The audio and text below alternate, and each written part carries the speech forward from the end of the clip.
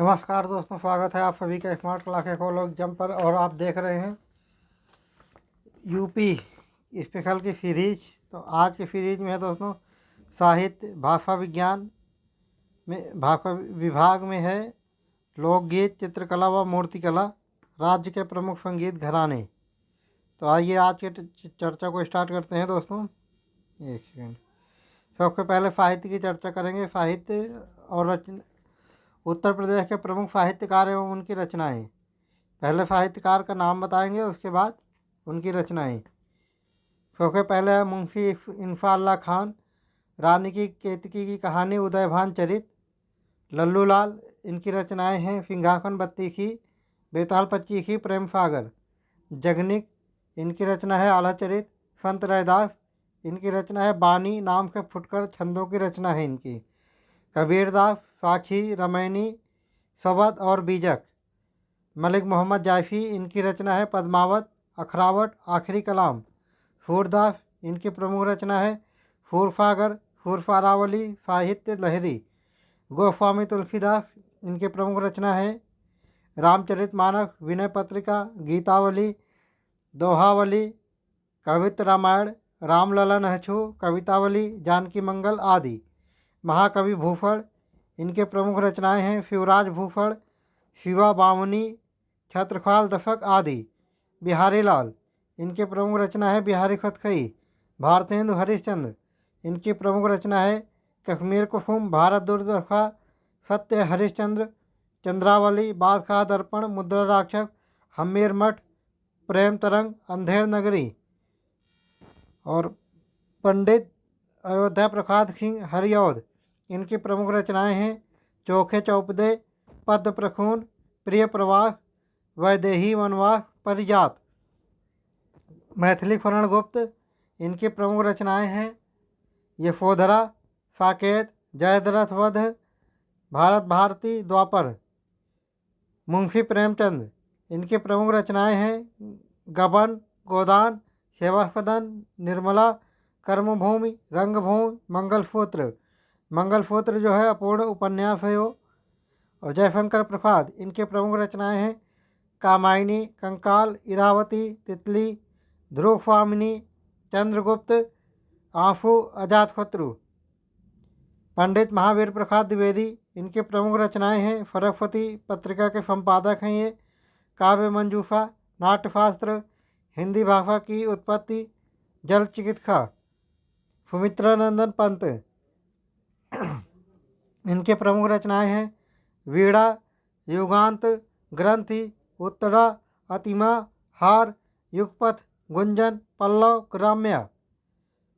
और पंडित प्रताप नारायण मिश्र, इनके प्रमुख रचनाएं हैं फुटकर निबंध, हमीर हट, हठी हमीर, सॉरी हमीर हट नहीं है, हठी हमीर, कली कौतुक रूपक नाटक है।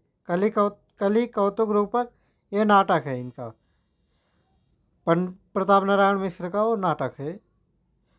सूर्यकांत त्रिपाठी निराला, इनके प्रमुख रचनाएं हैं तुलसीदास, अनामिका, परिमल, अप्सरा, प्रभावती, चतुराचमार, समन्वय मतवाला, माधुरी, सरोज स्मृति, राम की शक्ति पूजा।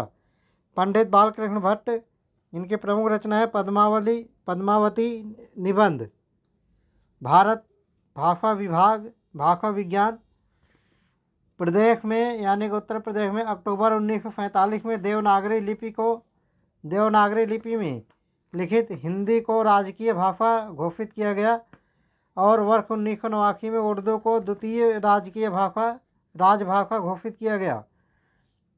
हम भाषा संस्थान और कब स्थापित हुए और इनकी क्या विशेषता है, इन पर चर्चा कर लेते हैं दोस्तों। हिंदुस्तानी एकेडमी प्रयागराज में है। इसकी स्थापना मार्च 1927 में हुई। हिंदी, उर्दू, भोजपुरी, अवधी, ब्रज आदि साहित्य के प्रोत्साहन हेतु इसकी स्थापना की गई। दूसरा है उत्तर प्रदेश हिंदी संस्थान, ये लखनऊ में है।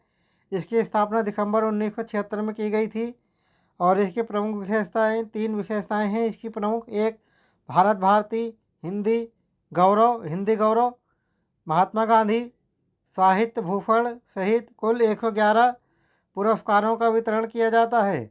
2, यहाँ के बच्चों दूसरी इनकी विशेषता है इसकी, यहाँ के बच्चों की पत्रिका बाल बालवाड़ी द्वैमासिक भारती तथा साहित्य पत्रिका साहित्य भारती त्रैमासिक है का प्रकाशन होता है। तीसरी विशेषता है इसकी स्थापना पुरुषोत्तम दास टंडन के प्रयासों से हुई थी। तीसरा संस्थान है दोस्तों उत्तर प्रदेश संस्कृत संस्थान, ये भी लखनऊ में है। इसकी भी स्थापना दिसंबर 1976 में की गई थी और इसकी 2 विशेषताएं हैं। एक, संस्कृत, पाली एवं प्राकृतिक भाषाओं एवं उनके साहित्य के सर्वांगीण विकास हेतु इसकी स्थापना की गई। दूसरी विशेषता है इस संस्थान द्वारा वाराणसी में अखिल भारतीय व्यास महोत्सव का आयोजन किया जाता है। और उत्तर प्रदेश सिंधी अकादमी लखनऊ में है ये, इसकी स्थापना 1996 में की गई थी। सिंधी भाषा के प्रचार प्रसार, भाषा के विकास, संरक्षण एवं संवर्धन के लिए की गई थी। नेक्स्ट है उत्तर प्रदेश भाषा संस्थान लखनऊ, इसकी स्थापना दिसंबर 1994 में की गई थी। यह संस्थान भाषा निधि की धनराशि से संचालित है। हिंदी भाषा व संविधान की 8वीं अनुसूची में शामिल भाषाओं के प्रचार प्रसार हेतु इसकी स्थापना की गई। दोस्तों इस चैप्टर के रिलेटेड कुछ प्रश्न है, इसकी हम चर्चा कर लेते हैं। किस्सा राधा कन्हैया के लेखक कौन हैं? तो इसके लेखक हैं नवाब वाजिद अली शाह, जो कि नवाब थे, लखनऊ के अंतिम नवाब हैं। अति लोकप्रिय धार्मिक पत्रिका कल्याण प्रकाशित होती है, कहाँ से होती है दोस्तों? गोरखपुर से होती है। गोदान किसके द्वारा लिखा गया? तो मुंशी प्रेमचंद के द्वारा। भारतीय साहित्य में आरंभिक 20वीं शताब्दी के मुख्य हिंदुस्तानी लेखक धनपत राय को और किस नाम से जाना जाता है? इनको मुंशी प्रेमचंद के नाम से जाना जाता है। कौन फारसी का प्रथम कवि था जिसने अपनी कविता में भारतीय पर्यावरण को चित्रित किया है? अमीर खुसरो। कवयित्री महादेवी वर्मा का जन्म किस शहर में हुआ था? तो फर्रुखाबाद में। अमीर खुसरो द्वारा रचित कविता छाप तिलक सब छीनी किस भाषा में है? ये ब्रज भाषा में है। उर्दू शायरी में फिराक गोरखपुरी के नाम से कौन प्रसिद्ध है? तो ये रघुपति सहाय हैं। उत्तर प्रदेश की क्षेत्रीय भाषाओं की चर्चा कर लेते हैं दोस्तों। उत्तर प्रदेश में बोली जाने वाली क्षेत्रीय भाषाएं निम्न हैं। 1, कौरवी खड़ी बोली जिसको बोलते हैं। 2, ब्रज भाषा। 3, कन्नौजी। 4, बुंदेली। 5, अवधी। 6, भोजपुरी। 7, बघेली। तो 1, बुंदेली। यह भाषा झांसी, जालौन, ललितपुर, महोबा, हमीरपुर आदि बुंदेलखंड क्षेत्र में बोली जाती है, यानी कि बुंदेलखंड क्षेत्र में बोली जाती है। आला खंड बुंदेली भाषा में ही लिखा गया है। 2, ब्रज भाषा। ब्रज पश्चिमी उत्तर प्रदेश के में हिंदी की सबसे प्रमुख बोली है। यह भाषा मथुरा, अलीगढ़, एटा, बदायूं, आगरा, मैनपुरी, बरेली इत्यादि क्षेत्रों में बोली जाती है। और रीतिकाल के काव्यों में एक ही भाषा की प्रधानता थी। तीसरी भाषा है कन्नौजी बोली। तीसरी बोली है कन्नौजी। कन्नौज, कानपुर, पीलीभीत, हरदोई, फर्रुखाबाद, इटावा आदि क्षेत्रों में बोली जाती है। 4 है खड़ी बोली जिसको कौरवी बोलते हैं। खड़ी बोली के प्रथम कवि अमीर खुसरो थे। सर्वप्रथम खड़ी बोली शब्द का प्रयोग लल्लू लाल एवं फदल मिश्र के द्वारा किया गया। यह भाषा मेरठ, मुरादाबाद, बिजनौर, शामली, गौतम बुद्ध नगर, रामपुर, हापुड़, बागपत, सहारनपुर आदि क्षेत्रों में बोली जाती है। प्रिय प्रवास खड़ी बोली का प्रथम महाकाव्य है। 5वीं है अवधी बोली। यह भाषा लखनऊ, फैजाबाद, प्रतापगढ़, इलाहाबाद, मिर्ज़ापुर, उन्नाव, लखीमपुर खीरी, सुल्तानपुर, कानपुर आवासी, रायबरेली, बहराइच, बस्ती, गोंडा आदि क्षेत्रों में प्रमुख रूप से बोली जाती है। रामचरितमानस अवधी में रचित महाकाव्य है। 6 है बघेली बोली। यह भाषा बांदा, चित्रकूट, सोनभद्र, इलाहाबाद के मध्य प्रदेश के लगे हुए हिस्सों में बोली जाती है। 7वां है भोजपुरी। हिंदी में बोलने वालों की सर्वाधिक संख्या भोजपुरी बोली की है। यह भाखा गोरखपुर, बस्ती, बलिया, देवरिया, गाजीपुर, वाराणसी, आजमगढ़, मऊ, जौनपुर, सिद्धार्थनगर, अम्बेडकर नगर आदि क्षेत्रों में बोली जाती है। भोजपुरी भाषा का सर्वप्रथम प्रयोग रेमंड ने किया था। दोस्तों, इस चैप्टर से रिलेटेड अब कुछ प्रश्न प्रीवियस ईयर प्रश्न है जिसको चर्चा कर लेते हैं। अमीर खुसरो ने किसके विकास में अग्रणी भूमिका निभाई? तो खड़ी बोली के विकास में। कौन सी भाषा उत्तर प्रदेश में सबसे कम लोगों द्वारा बोली जाती है? तो संस्कृत। ब्रज भाषा बोलने वालों का घर किस भाषा में आता है? निचली दोआब के क्षेत्र में आता है, तो निचले दोआब क्षेत्र में। उत्तर प्रदेश में सबसे अधिक बोली जाने वाली भाषा हिंदी और उर्दू है। दोस्तों, विरासत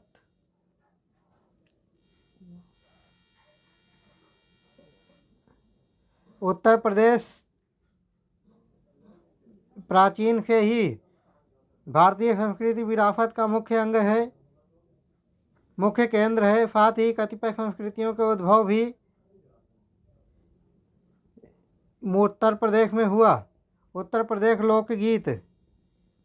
अब दोस्तों, लोकगीत की चर्चा करते हैं। एक लोकगीत कजरी मिर्ज़ापुर वाराणसी, आल्हा महोबा बुंदेलखंड, रसिया बर्फाना ब्रज क्षेत्र, चैती चैता पूर्वांचल, बिरहा पूर्वी उत्तर प्रदेश, सोहर पूर्वांचल, होली गीत वृंदावन, झूला गीत वृंदावन, ईश्वरी फाग बुंदेलखंड, बहत्तरबील रुहेलखंड, मल्हौर कौरवी क्षेत्र। दूसरा है चित्रकला व मूर्तिकला।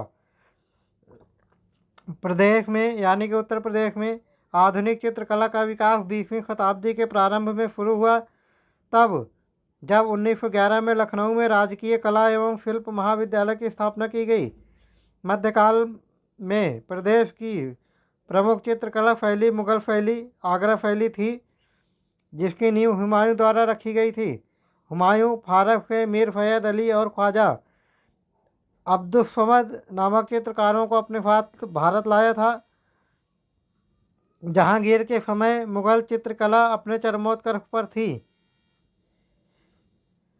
प्रमुख चित्रकार और उनकी कृति शिवानंदन नौटियाल, इनकी कृति है सत्यम शिवम सुंदरम।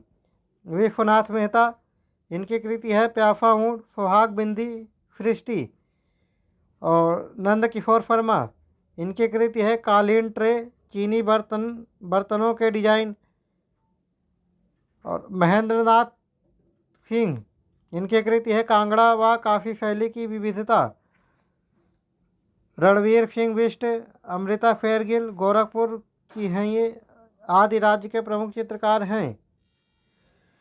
तीसरा है राज्य के प्रमुख संगीत घराने। आगरा घराना।